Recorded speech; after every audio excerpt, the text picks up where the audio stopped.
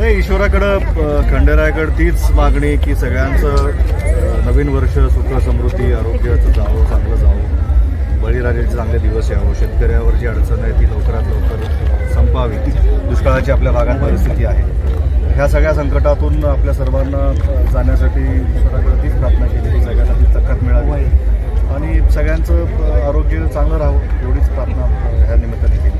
मोठे साहेब होते त्यावेळेस या यात्रेला वेगळं वलय होतं, राजकीय पार्श्वभूमी होती, मोठी यात्रा, चांगलं सर्व नियोजन असायचं, परंतु ते नंतर थोडंसं कमी होत चाललंय. काही कमतरता वाटते यात्रेच्या कुठले तर कोणतीही यात्रा एवढ्या अनेक वर्षापासून ही टिकून आहे ही याचंच पहिलं महत्त्व आहे की आजच्या युगामध्ये यात्रेकडं बघण्याचा दृष्टिकोन असेल म्हणा किंवा आता लोकांच्या करमणुकीसाठी किंवा फिरण्यासाठी अनेक गोष्टी आता उपलब्ध आहेत आणि त्याच्यामध्येही यात्रेचं वैभव टिकून आहे. याला अजून चांगलं करण्याची गरज आहे का आहे. त्याच्यामध्ये इन्फ्रास्ट्रक्चर असेल, यात्रेंची सोय असेल, व्यापाऱ्यांची सोय असेल, जनावरांसाठी सोय असेल आणि ह्या यात्रेंचं वैभव वाढवण्यासाठी जे काही सगळे लोक करू शकतात त्यामध्ये त्यांनी करावं आणि आमचं सहकार्य आणि त्याच्यामध्ये जे काही आमच्याकडून उपलब्धता लागली ते आम्ही सहकार्य करण्यासाठी कटिबद्ध आहोत. आम्ही यात्रेमध्ये दरवर्षी येतो, दर्शन घेतो, इथं आमचं घोडं येतं, एखादं राहुटी असते, आमची बरीच इथं पाहुणे मंडळी असतात या परिसरातले सगळीच लोक ज्या पद्धतीनं यात्रेत येत आहेत तर प्रत्येक वेळेस त्या यात्रेचं स्वरूप मोठं व्हावं अशी आमची इच्छा आहे.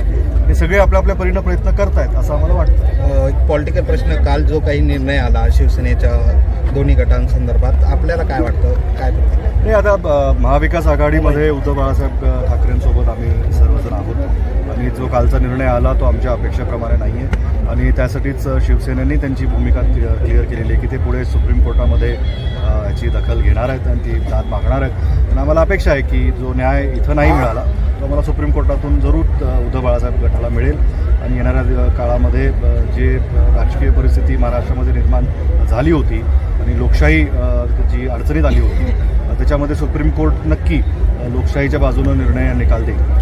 स्वायत्त निर्णय न घेता अध्यक्षांवर कुठेतरी बीजेपीच्या दबावामुळे हा निर्णय अशा पद्धतीने घेतला वाटतं. नाही, असं काही मी म्हणणार नाही. अध्यक्षांनी आपापल्या अधिकारामध्ये तो निर्णय घेतला, त्यांनी पूर्णपणे त्याचं वाचन करून सांगितलेलं आहे आणि त्यांना जे काही त्यांच्यासमोर खटला होता त्याच्या पद्धतीने त्यांनी तो निर्णय घेतला आहे आणि त्याच्यावर काही कुणाचे पक्षपात किंवा टीका करावी असं आम्हाला वाटतं.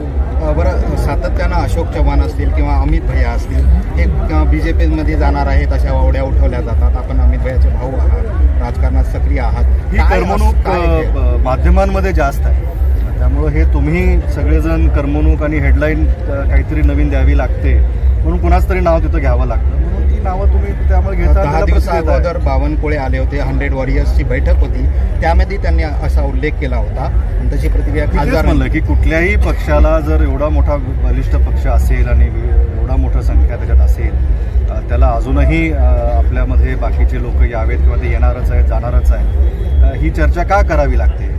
जो ज्यासाठी आपण सत्तेत आहात त्या सगळ्या गोष्टींवर जर आपण काम केलं आणि लोकांचे प्रश्न सोडवले आणि ह्या प्रश्नाकडं कमी लक्ष दिलं तर अजून चांगलं. संभ्रम निर्माण करण्यासाठी जसं केलं जातं सोयीचं राजकारण आहे, दुसरं काही नाही. थँक्यू.